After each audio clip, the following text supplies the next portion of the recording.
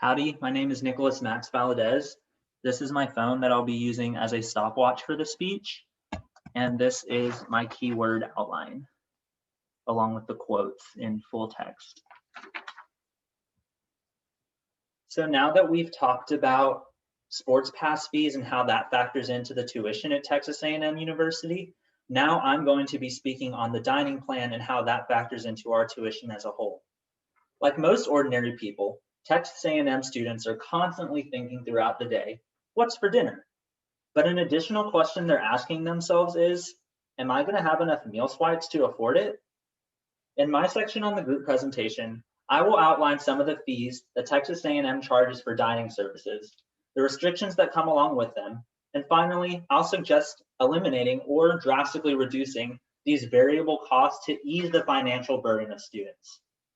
If Texas A&M were to eliminate or just reduce these tuition costs by just a small amount, they could save the student body millions of dollars in combined funds that are normally sent towards, that would change cancellation and selection fees that are sent towards those fees for cancellation and changing meal plans. They could save all of that money. So in order for us to talk about the meal and dining plans here at Texas A&M, we need to start by looking at the process as a whole. Texas A&M already charges a large fee on top of their tuition for students who desire a meal plan. And this cost can be increased through different variable costs and procedures associated with needing more or less meal swipes throughout the semester.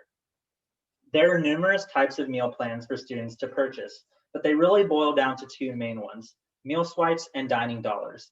Dining dollars are a set dollar amount that you can use at any of the on-campus dining locations like Sabisa, Duncan Dining Hall, and West Campus, the West Campus Cafe. Meal swipes, on the other hand, are set credit amount of swipes that you can use for meal trades. So you can get a sandwich at Chick-fil-A for a meal swipe, or a burger at Rev's Cafe, and that counts as a meal swipe.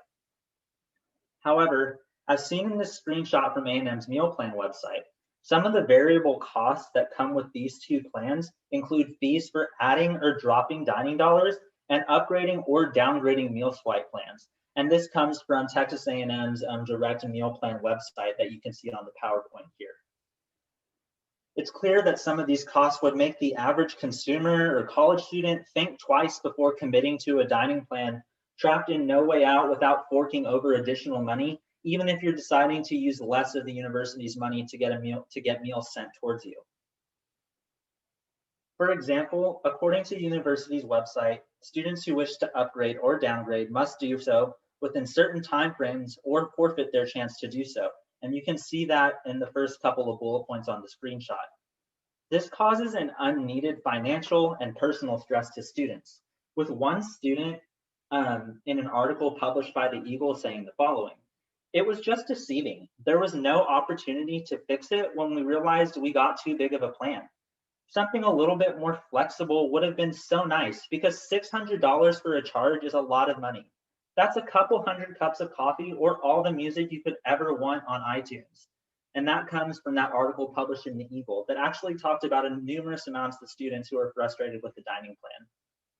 Past student body presidents at Texas A&M have even had direct meetings with university presidents to talk and shed light on the financial burden that A&M students face because of these tremendous fees. Additionally, the university has the ability to charge by credit card only after a certain time frame, which creates a gap in students who are able to spend money with a credit card and those who rely on every piece of dollar amount of money they get from working jobs off campus. Texas A&M University must look into eliminating or drastically reducing these variable costs in order to reduce the financial burden that students take on and are put through in their university tuition. By eliminating or reducing these costs, students could put more overall money towards their tuition rather than shelling out additional cash after they've already registered to get a simple meal on campus. By eliminating or reducing these costs, so moving on to an article that I actually found that was written by Ferran Powell, an editor over at the U.S. News and World Report, said that data on board rates collected by the U.S. Department of Education show that four-year public institutions charged full-time students slightly more than $4,400 on average during the 2015 and 2016 school year.